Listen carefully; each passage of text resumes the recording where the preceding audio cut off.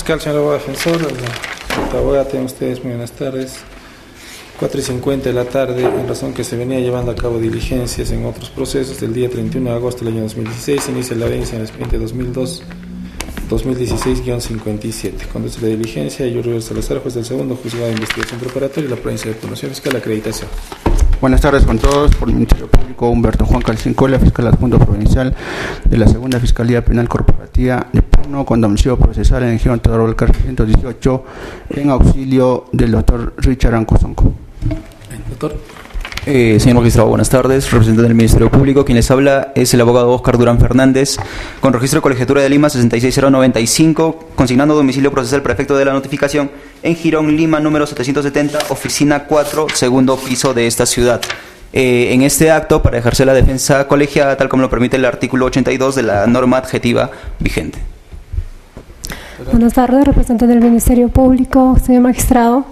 Quien les habla, Mari Sánchez Tarazona, con registro CAL 66096, ejerciendo la defensa técnica e interconsulta, tal como lo prescribe el artículo 82 de nuestro Código Penal vigente.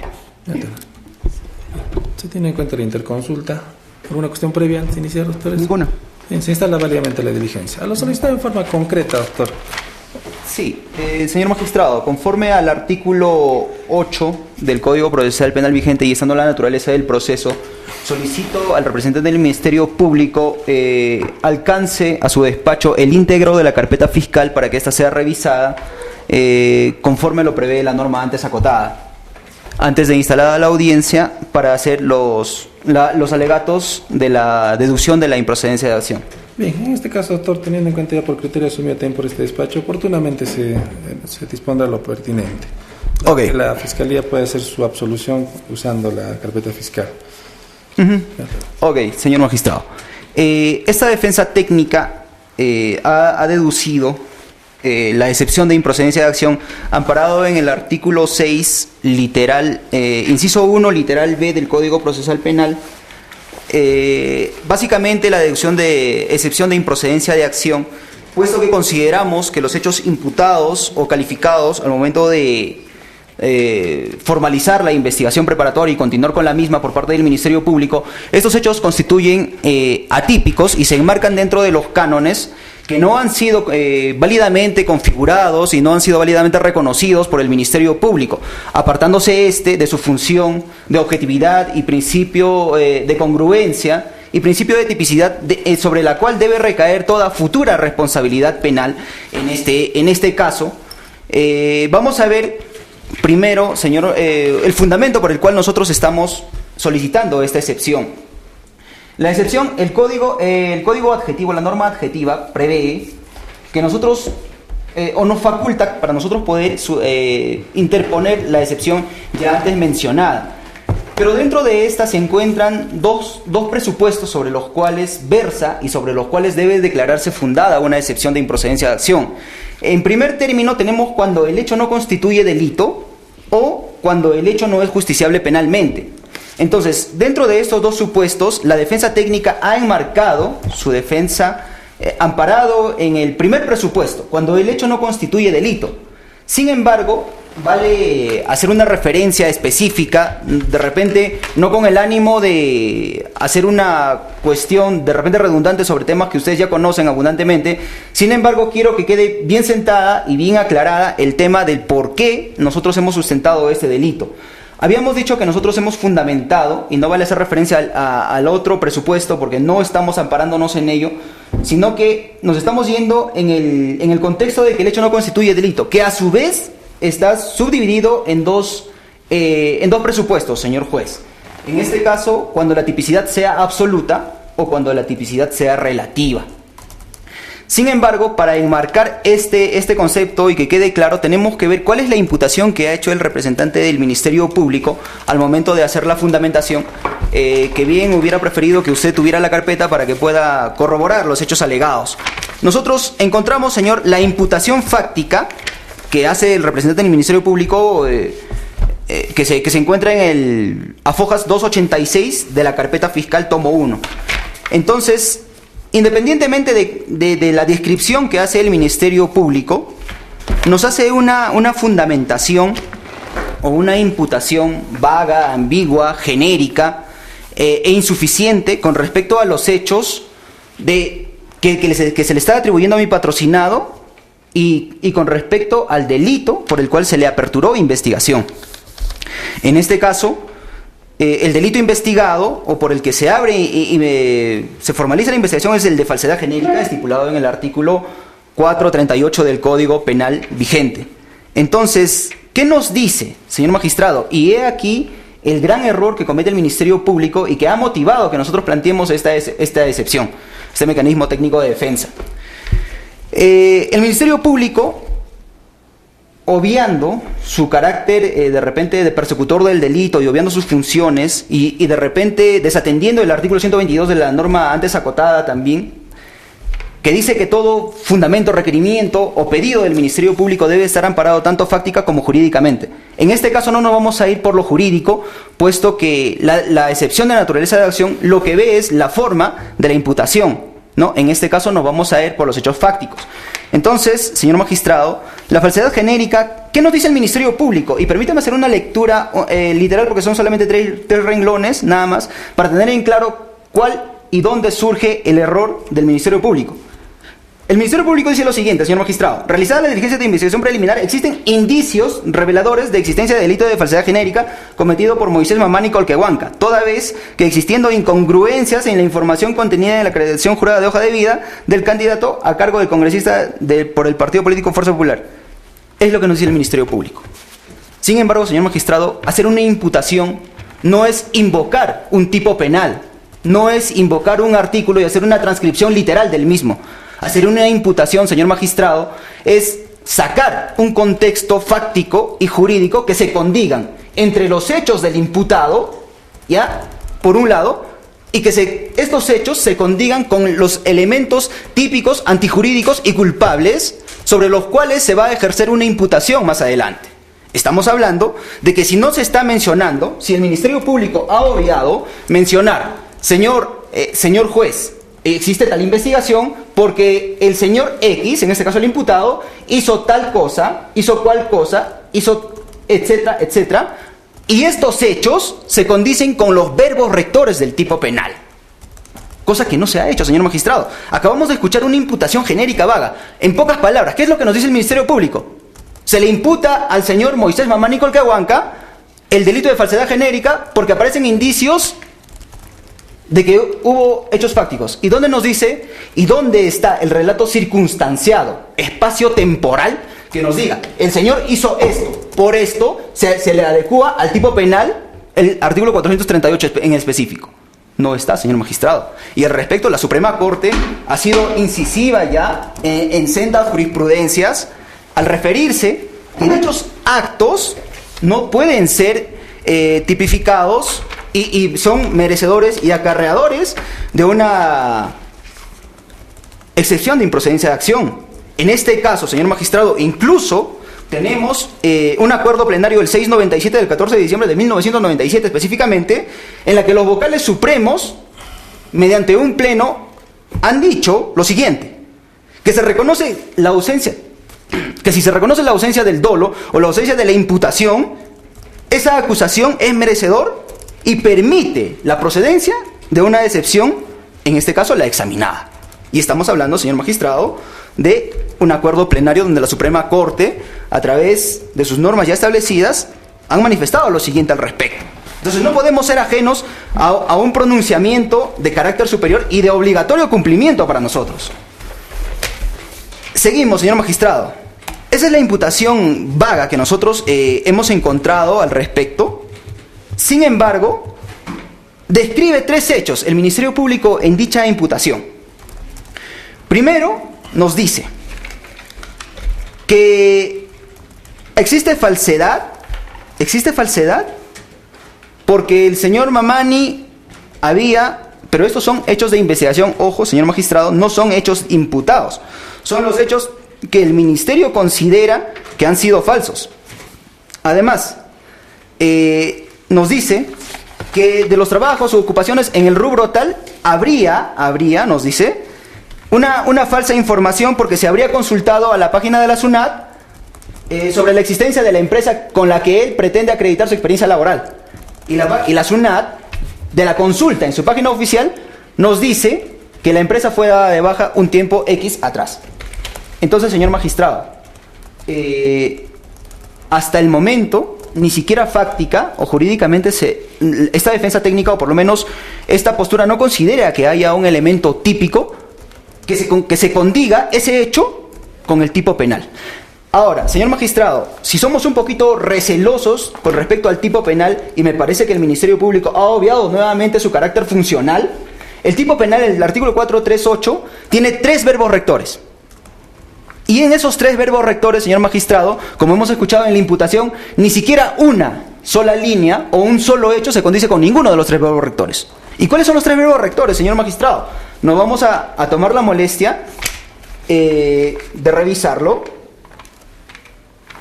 para tenerlo en consideración. Primero, nos dice haber alterado la verdad intencionalmente. A ver, primero, simular. No nos ha mencionado de qué forma mi patrocinado ha simulado algún hecho aparentemente falso. Segundo, nos dice alterar la verdad intencionalmente, ¿no? Y tercero, suponer. ¿No? O sea, esos 3 verbos rectores, señor magistrado, no se encuentran por ninguna parte y no habla en una sola línea de la formalización de investigación. Eso, señor magistrado, como repito, recae nuevamente en una falacia jurídica, si se puede decir. El aperturar la investigación a un ciudadano por el solo hecho de tener un indicio que ni siquiera es revelador, ni siquiera es fáctico y ni siquiera es contundente, señor magistrado. Entonces, ninguno de esos presupuestos cumple la tipicidad que requiere el delito para que éste pueda de repente perseguirse más adelante y de repente en un estadio totalmente diferente, que sea una actividad probatoria, ser demostrado su responsabilidad. Pero por lo menos en este acto, que es la excepción, nosotros no vamos a hablar de los medios probatorios de repente, porque no es la naturaleza del proceso, ni tampoco de los actos de investigación que hasta ahora el Ministerio Público ha hecho o ha dejado de hacer, ¿no? Entonces, señor magistrado, ese es el primer punto. Con referencia al rubro primero que considera el Ministerio Público de que ha sido una falsa declaración, valga hacer de repente la aclaración específica que la SUNAT, la Superintendencia Nacional de Impuestos Tributarios, señor magistrado, solamente verifica, de repente regula o controla el impuesto tributario, más no la existencia de una empresa. La entidad nacional idónea para demostrar si la empresa existe o no existe es la Superintendencia Nacional de los Registros Públicos, la SUNAR. ¿Y qué nos dice la SUNAR? Echa la consulta, señor magistrado, porque también se solicitó y se incorporó como medio probatorio, de repente no para calificar si se cometió o no el delito, sino para demostrar lo contrario a lo que el Ministerio Público dice. ¿Y qué nos dijo? Que la empresa existe hasta el día de hoy y que jamás fue interrumpida, jamás fue extinta, jamás se dio de baja. Entonces, señor magistrado, ¿dónde está el hecho falso? Segundo punto, señor magistrado. En este contexto, tenemos también que aclarar si estos hechos que el Ministerio Público considera merecedores, de repente no de una pena, pero de una investigación por lo menos, no nos ha dicho si estos hechos constituyen una tipicidad relativa o una tipicidad absoluta. Segundo presupuesto que considera el Ministerio Público para aperturar la investigación, señor magistrado, es que mi patrocinado no podría probar de repente la información o el ingreso económico que él tiene.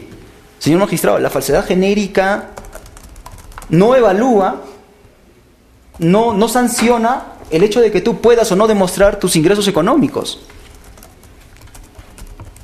De repente, el Ministerio Público ha confundido lo que es, de repente, un hecho que pudiera tener otro tipo legal, menos el de falsedad genérica. Y el tercer punto, señor magistrado, que nos dice, es que habría omitido, ni siquiera nos dice, no nos dice enfáticamente qué es lo que ha hecho. O sea, lo deja en un término de suposición, de sospecha, de forma genérica, señor magistrado, y nos dice, habría omitido en su hoja de vida el señor mencionar que tenía estudios superiores no concluidos. Señor magistrado, nosotros dentro de la máxima de la experiencia y por estudios básicos de derecho penal, sabemos que un hecho es típico cuando cuenta con los tres elementos: que sea típico, antijurídico y culpable. En este caso, nosotros, para referirnos a la defensa de excepción, nos estamos yendo por el segundo presupuesto del que el hecho no constituye delito, que es la tipicidad absoluta. ¿Por qué? Porque, señor magistrado, el hecho de que una persona omita mencionar si tiene o no una carrera superior de repente inconclusa, no constituye delito. Y se habla de tipicidad absoluta porque este hecho no está tipificado dentro de los 456 artículos que tiene el Código Penal vigente. No está en ninguna parte. Ese hecho, señor magistrado, se constituye una tipicidad absoluta. Porque la tipicidad absoluta dice, el hecho que se configure delito o que sea materia de inicio de investigación y que no esté al momento de la comisión del aparente hecho tipificado en el Código Penal, es una tipicidad absoluta. Y es el caso, señor magistrado, por el tercer presupuesto. Ahora, seguimos nosotros, señor magistrado, dentro de lo que es la acción típica. Bueno, para eso, señor magistrado, había referido hace rato que un hecho se constituye delito o va de repente ser merecedor de una sanción penal siempre y cuando cumpla los tres requisitos. No quiero ser redundante, señor magistrado, pero quiero que quede claro para establecer si procedería o no procedería de repente continuar con esta investigación vulnerando los derechos fundamentales y garantías constitucionales de mi patrocinado estipulados en el artículo 139 de la Constitución Política y en el artículo 71 de la norma adjetiva vigente. Entonces, señor magistrado, para que un hecho sea antijurídico o culpable, primero tendríamos que evaluar si este es un hecho típico. Si no, no podríamos hablar si el hecho típico fuera antijurídico o fuera culpable, porque la culpabilidad es un mero resultado de la tipicidad. Si es típico, señor magistrado, está enfocado también a la imputación objetiva. Y como había dicho, señor magistrado, la imputación objetiva tiene que ser clara, tiene que ser precisa, concisa, explícita, coherente y congruente, en un espacio circunstanciado, en forma, hecho, lugar. Entonces, la imputación objetiva, señor magistrado, estamos nosotros amparados en el principio o está determinada la imputación objetiva por los hechos que éste haya tenido, ¿no? Y que guarden relación con el mismo. Entonces está determinada por la relación de riesgo, señor magistrado, los hechos fácticos. Entonces sabemos nosotros y entendemos que todo ciudadano, dentro de su actuar cotidiano, está enmarcado dentro de un riesgo permitido que el Estado te ha puesto para que tú puedas desarrollarte, desenvolverte jurídicamente o a tu deliberada voluntad, ¿no? Entonces nosotros tendríamos que determinar primero la correlación del riesgo que ha tenido y cómo mi patrocinado ha sobreabundado ese riesgo permitido, ¿no? Cosa que no se ha hecho. Entonces, en este contexto, señor magistrado, hemos encontrado también nosotros sendas jurisprudencias de la procedencia de excepción cuando se hable, por ejemplo, del principio de confianza. Entonces, señor magistrado, el principio de confianza, que es sobre uno de los factores sobre los cuales esta defensa técnica está motivando y está justificando esta excepción, la planteamos de la siguiente forma. Señor magistrado, mi patrocinado es un ciudadano común y corriente que a lo largo de su mucho o poco entender ha sabido que los requisitos para ser candidato a ser congresista son solamente tres, básicos y esenciales: ser peruano de nacimiento, tener derecho a sufragio y tener un domicilio real dentro de la zona para el cual tú permitas. Suficiente. No se exige más. Entonces, ¿qué quiere decir, señor magistrado? Que todo candidato, lo sabemos acá y en cualquier parte del Perú, amparado dentro de nuestra jurisdicción, todo candidato tiene un personero legal cuando se habla de elecciones, señor magistrado. Entonces, ¿dónde empieza el riesgo permitido de mi patrocinado para poderla justificar nosotros de repente y poder decir, no, mi patrocinado cuenta con el principio de riesgo permitido? Por lo tanto, es improcedente que se continúe con esta investigación y que de plano se subsane, ¿no? El error omitido por el Ministerio Público. ¿Dónde lo encontramos? Lo encontramos, señor magistrado, en que mi patrocinado, dentro de su poco entender, como repito, ha tenido claro que el personero legal tiene una función en específico, que es filtrar datos, acopiar datos, y es el encargado de realizar todo el procedimiento administrativo para unas futuras elecciones. Entonces, el riesgo permitido de mi patrocinado y la lógica que éste ha utilizado y que la jurisprudencia además lo sostiene y lo respalda es este. Mi patrocinado, dentro de su rol de desarrollo y de desempeño funcional de la vida, él tiene entendido y cree en su subconsciente que todos van a tener un comportamiento y una conducta acorde a la norma jurídica. Entonces, si el personero legal como función principal tuvo que realizar todo el tamiz de información, qué sé yo, tuvo que haber depurado, informado, sacado, cumplido con todos los requisitos, es la función de o sea, del personero legal, no de mi patrocinado. Y aquí también nos hemos apartado un poco del derecho penal para ver quién en realidad cometió el ilícito penal que se pretende investigar.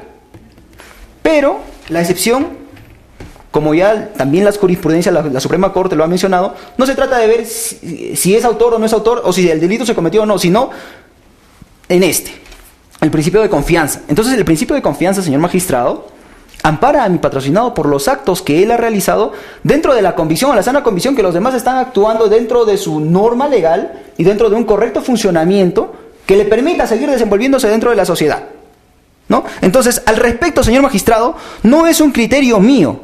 La Suprema Corte, ya en el recurso de nulidad 538-2004, Callao, del 13 de diciembre del 2004, ha mencionado lo siguiente, ¿no?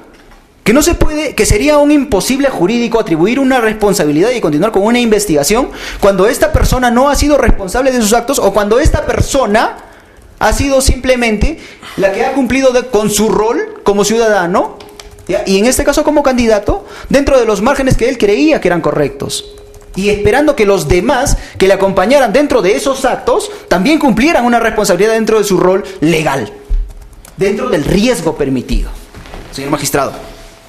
Pero también lo refuerza la Suprema Corte en la Ejecutoria Suprema, el recurso de nulidad 555-2004, que es de la ciudad de Puno, al respecto, ¿no? Y también dice lo mismo, señor magistrado, para no redundar cuáles son los fundamentos. De igual forma, en el expediente número 83338 de la Corte Superior del 13 de mayo de 1998.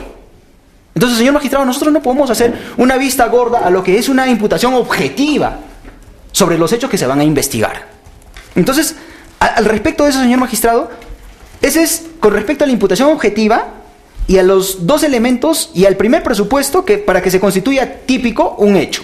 Estamos hablando de la imputación objetiva. Entonces, la imputación objetiva, a su vez, está configurada también por elementos subjetivos, ¿no? Entonces, en este caso, señor magistrado, tenemos como elemento subjetivo al conocido dolo.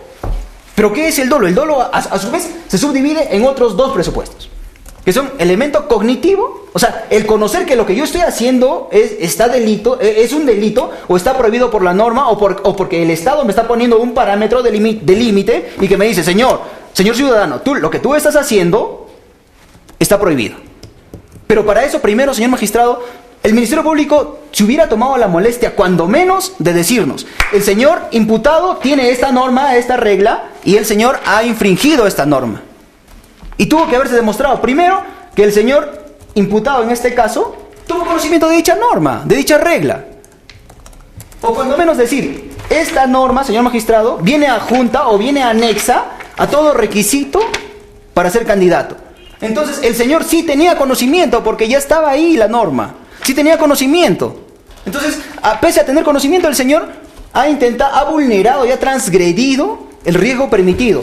Por lo tanto, le debe ser atribuido o por lo menos demostrarse en juicio que su responsabilidad. Ahora, sobre eso, él tiene que haber tenido la voluntad de repente de enriquecerse o de beneficiarse con dicho acto, que es el elemento volitivo, segundo presupuesto del elemento cognitivo o el elemento subjetivo, señor magistrado, que tampoco se ha demostrado. Ahora, hay que tener mucho cuidado, señor magistrado, con la imputación también, hay que ser un poquito recelosos con la imputación que ha hecho el Ministerio Público, porque el delito, ya en comento, es un delito de resultado. Es un delito de resultado, no es un delito de mera infracción, señor magistrado.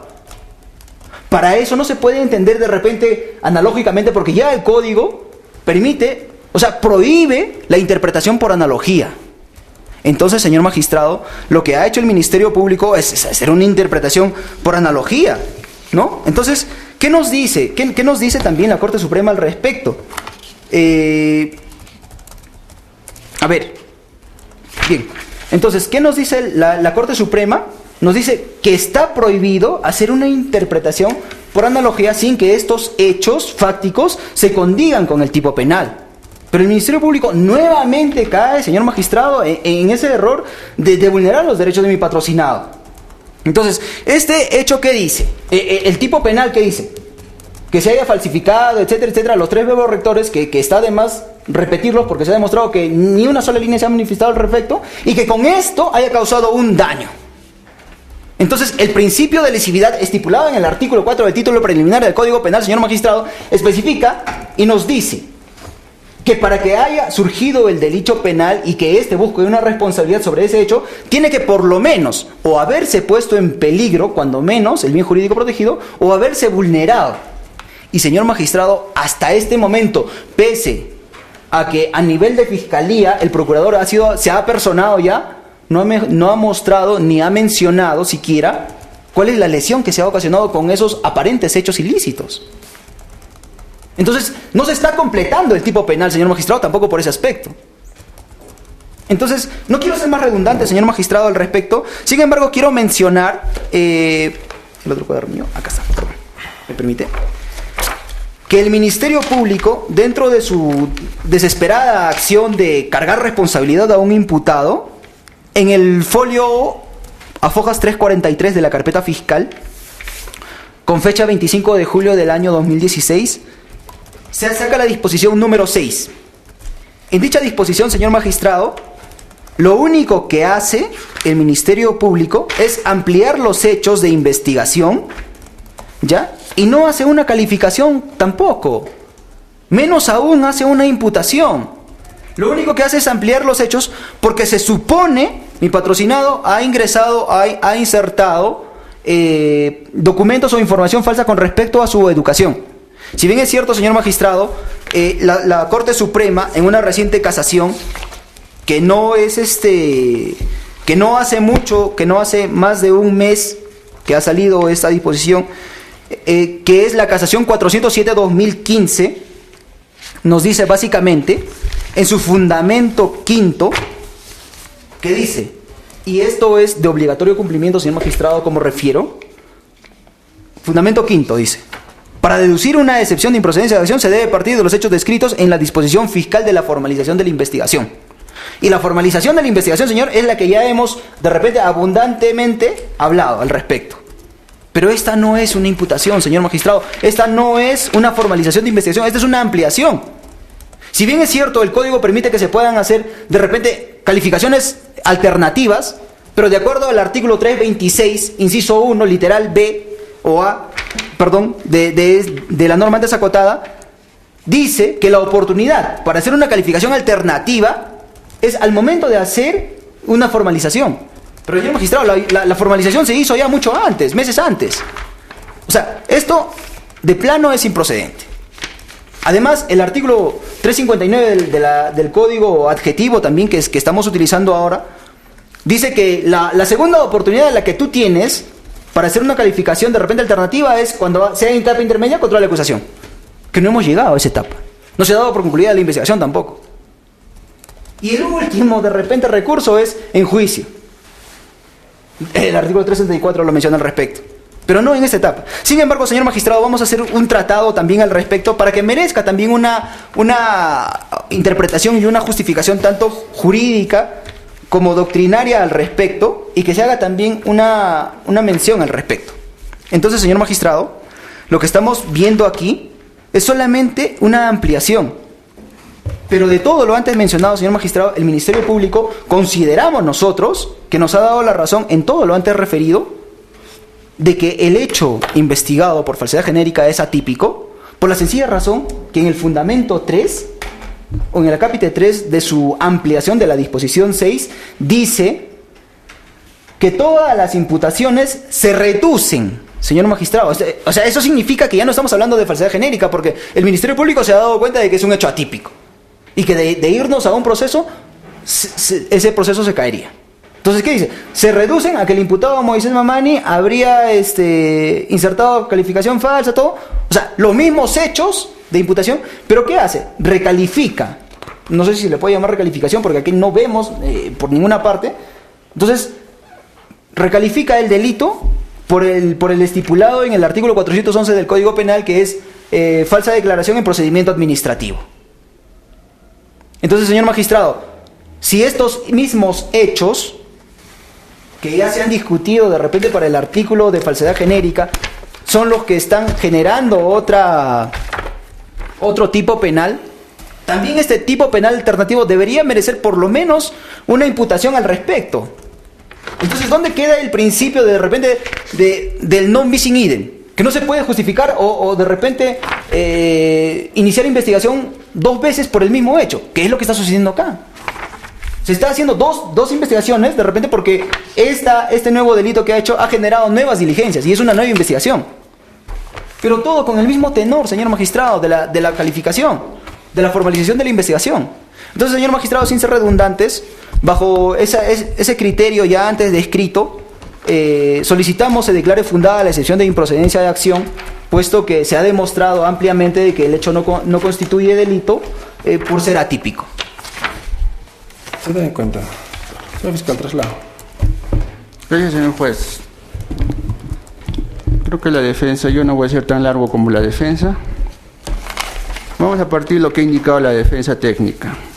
Ha indicado que la Fiscalía ha hecho una imputación vaga, genérica, insuficiente, confunde qué es imputación objetiva y qué es imputación necesaria.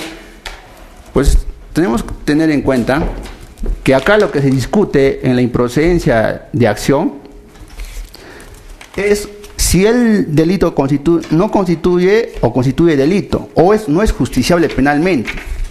Entonces, lo que quiere traer la defensa técnica es que quiere discutir acá los hechos, pero los hechos tienen que discutirse, pero en otra instancia. Planteará pues, su tutela, será en un control de sobreseimiento, un control de acusación, o quizás en juicio, ¿no? Entonces, no puede venir acá a sorprender diciendo que no se ha hecho una imputación necesaria. La imputación necesaria se ha hecho en la formación de investigación preparatoria, después se ha realizado una calificación alternativa y también se ha puesto los hechos. Muy bien, partamos de lo que es la improcedencia, la excepción de improcedencia de acción. Se tiene que la improcedencia de acción se tiene 2 supuestos. El primer supuesto está previsto en el artículo 6, literal 1, inciso 1, literal B, que indica que son 2 supuestos como la refiere la defensa, que el hecho no constituye delito o no es justiciable penalmente. Y la otra excepción que podemos mencionar es que se da en el control de sobreseimiento, donde se ataca los hechos y los elementos de convicción, pero eso se desarrolla en audiencia de control de sobreseimiento. En el presente caso, lo que la defensa técnica plantea es en el primer supuesto, improcedencia de acción previsto en el artículo 6, inciso 1, literal B. Entonces, lo que se discute en la improcedencia de acción debe referirse que se refiere a una atipicidad absoluta. ¿Qué ha hecho la defensa? La defensa ha dicho que los hechos son vagos, genéricos. En la larga tiempo que se le ha dado, en ningún momento ha dicho por qué es atípico. Porque solo se ha mencionado de que es el delito es una acción típica, antijurídica. Eso lo sabemos, eso es de tercero de media. Ahora, vayamos al siguiente punto. La defensa indica que supuestamente no habría sido su patrocinado de responsable donde haya ingresado en la declaración jurada los hechos falsos. Se tiene en cuenta, señor juez, que las declaraciones juradas son personalísimas. Y una persona que no sepa qué firma, pues es una persona... ¿Cómo vamos a hablar ahí de que es un principio de confianza? Es más, lo que está indicando la defensa está atacando los hechos. Por lo tanto, si está atacando los hechos, pues no corresponde en este estadio, menos en esta audiencia, discutir si no es responsable, no es responsable. Eso se determinará pues en la instancia correspondiente. Ahora, otro tema que toca la defensa, que la empresa está de baja. Otra vuelta, seguimos lo mismo, ¿no? Atacando los hechos imputados por la Fiscalía. Y nada dice por qué es atípico. Otro tema, respecto a las omisiones de información de los estudios, que no se ajustan al tipo penal. Incluso invoca el error de tipo. ¿Dónde debe discutirse esos supuestos? Pues no es en este estadio. O sea, la defensa viene acá a ilustrarnos con derecho, pensando que supuestamente invocando la acción típica antijurídica va a demostrar que es atípico la conducta. Tiene que calificar pues los hechos, si los hechos constituyen delito o no. Ahora, la defensa dice, son indicios. Por supuesto que son indicios. El artículo 336 del Código Procesal Penal bien claro lo indica, que para formalizar investigación preparatoria solo se requieren indicios reveladores de la comisión del delito, y así está descrito literalmente en el mencionado precepto normativo. Por lo contrario, estaríamos pidiendo una sentencia. Porque ni siquiera hemos llegado, como dice la defensa, a la acusación. La misma defensa se contradice. Como lo indicamos, la interpretación que se le debe dar a la improcedencia de acción previsto en el artículo 6 es que el imputado acepte los hechos. Repetimos, es la aceptación de los hechos y los elementos de convicción que estos no constituyan delito. Por ejemplo, vamos a ilustrar a la defensa como nos ha ilustrado en todo el tiempo de que el delito es la acción típica y antijurídica. Se formaliza investigación preparatoria contra X en agravio de Y, diciendo que X le ha golpeado, por lo tanto sería lesiones leves. El imputado acepta los hechos, ¿sí? El testigo, hay un testigo que ha visto, dice, sí, lo he visto que he golpeado. Pero ¿qué pasa, señor juez? El certificado médico dice 5 días. En la vida, esos hechos van a constituir delito. Ahí hablamos de una atipicidad absoluta. Ahora otro ejemplo de cuando no sea justiciable, bueno, como no lo he invocado, pues no vamos a dar cuando no es justiciable penalmente la conducta. Solo vamos a basarnos en lo que ha dicho la defensa. Entonces, en este caso, la defensa, en todo el tiempo que se le ha dado, ha atacado los hechos, ¿no? Está discutiendo y ha dicho que no es responsable su imputado, principio de confianza. Y todavía invoca las casaciones, ¿no? Yo quiero sacar a relucir la casación 150-2010, La Libertad, donde se ha pronunciado la Suprema sobre la improcedencia de acción, donde bien claro ha desarrollado todo lo que es la improcedencia de acción. ¿Y qué ha dicho? Textualmente: los argumentos alegados por el recurrente en su recurso de casación en cuanto a la excepción de improcedencia de acción requieren de una actividad probatoria. Si requieren de una actividad probatoria, como en el presente caso, para demostrar su ausencia de participación en el hecho incriminado por ausencia de capacidad de acción, referido a la ausencia de idoneidad de perjuicio con el hecho principal, situación que es imposible de tramitarse en la vía incidental por cuanto invoca ajeneidad respecto a la comisión delictiva que se le imputa, es decir, no está acreditando el perjuicio o por ende no cometió el delito. Otra jurisprudencia que hemos recolectado dentro del tiempo que nos han dado, que no hemos tenido, yo en mi persona no es el fiscal del caso.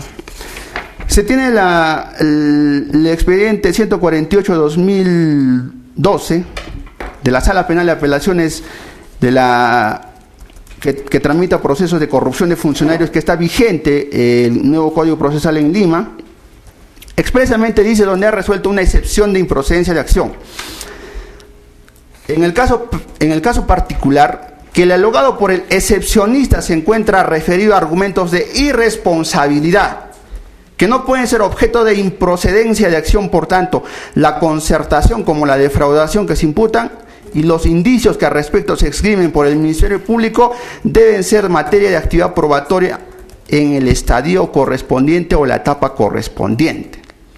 Por tanto, todos los argumentos que ha vertido la defensa técnica, haciendo alusión a que su patrocinado no sería responsable, porque cuando no se discute acá si es coautor o autor, incluso se equivoca, ¿no? Dice imputación objetiva y después dice imputación necesaria.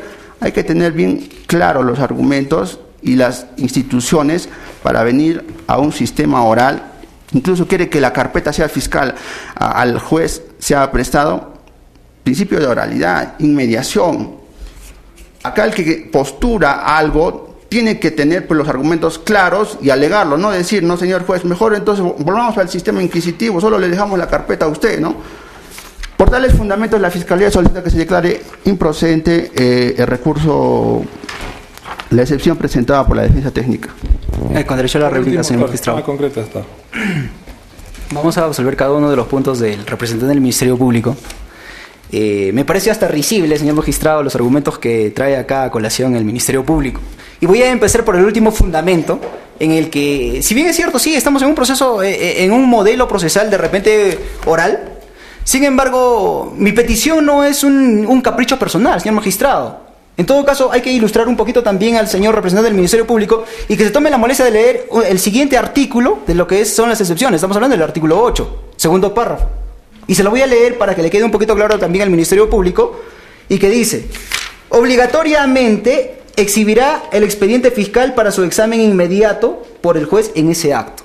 Entonces, señor magistrado, yo no entiendo de dónde me saca los argumentos. De repente el señor fiscal es un doctrinario que quiere generar propia jurisprudencia, lo cual no estamos aquí para atender caprichos de repente del Ministerio Público o jurídicos.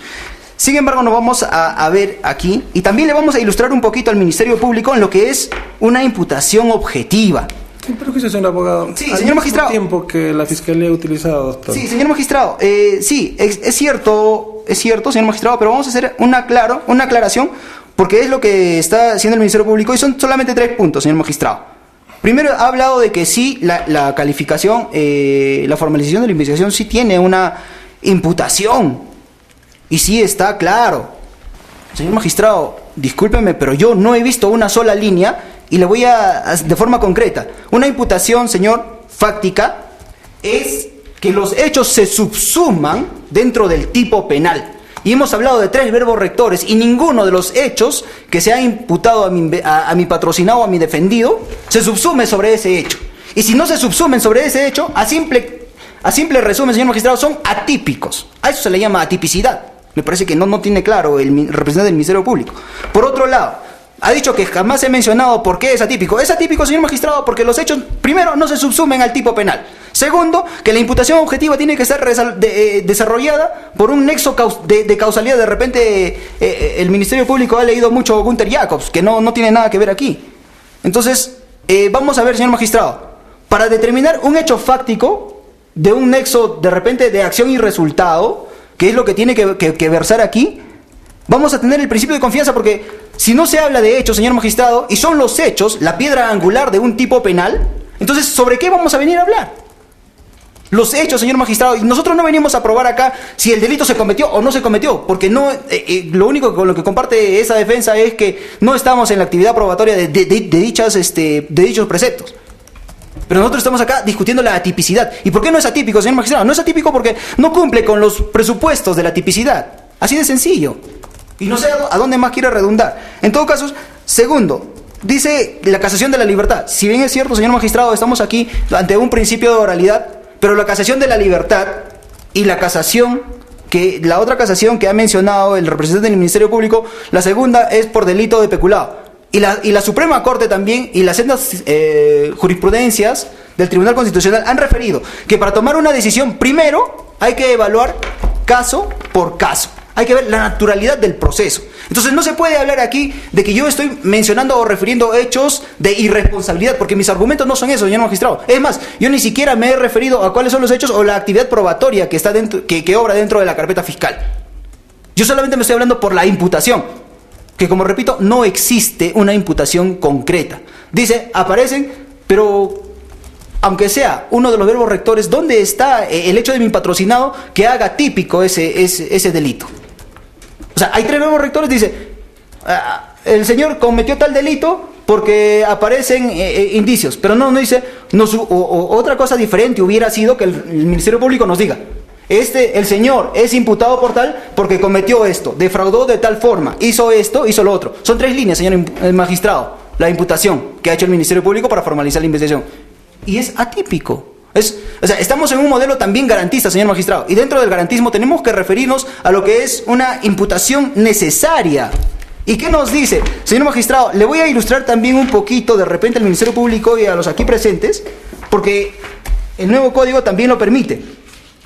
Nos dice, el expediente 38-2012, del 15 de agosto de 2012, refiere lo siguiente. En tal sentido, solo por la omisión de la descripción de los hechos imputados en el auto de procesamiento, o sea, entiéndase la formalización de investigación, esta excepción de naturaleza de acción resultaría procedente al no existir definición concreta de los cargos, porque no resulta determinar cuál es la efectiva concurrencia del injusto típico. A diferencia de lo que dice el Ministerio Público, que son solamente argumentos de tipicidad basado de repente en un acuerdo plenario, en una casación de la libertad, que por cierto, sendas jurisprudencias han dicho, y también la casación 2007 dice que solamente nos podemos referir a hacer un acto valorativo, de repente sería en un momento procesal inoportuno, que nosotros no lo hemos tocado, no hemos tocado ni siquiera los actos, señor magistrado, valorativos, ni de los medios probatorios, ni de los sucesos investigados. Entonces, esa es la primera jurisprudencia que dice, la ausencia de una imputación precisa, señor magistrado, concreta, tiene como efecto natural la imposibilidad de subsumir el hecho dentro de un tipo penal. Entonces, lo dice la Suprema Corte. No lo digo yo, señor magistrado. La norma es clara. Si no hay un hecho preciso y concreto sobre cuál se está imputando a mi patrocinado, entonces, lo mismo sucede con el recurso de nulidad 957-2011 de Ucayali.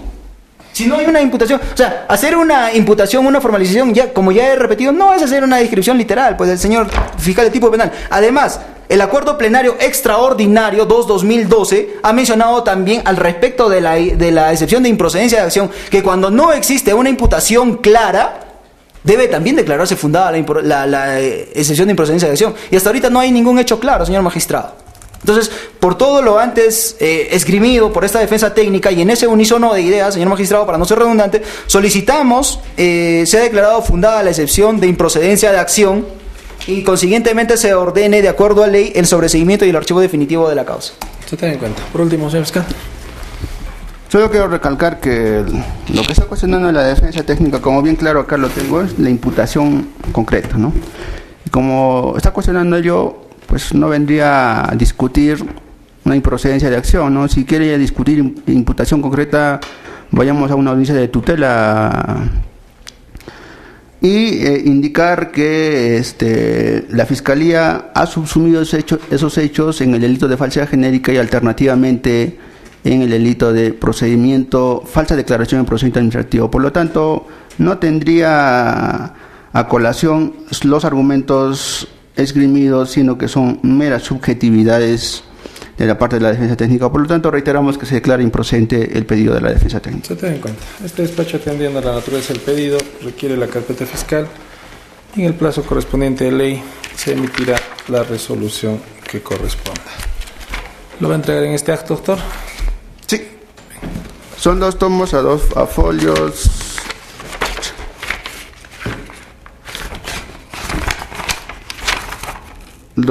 425. Se ten en cuenta. 5:40 de la tarde, concluye la diligencia. Gracias.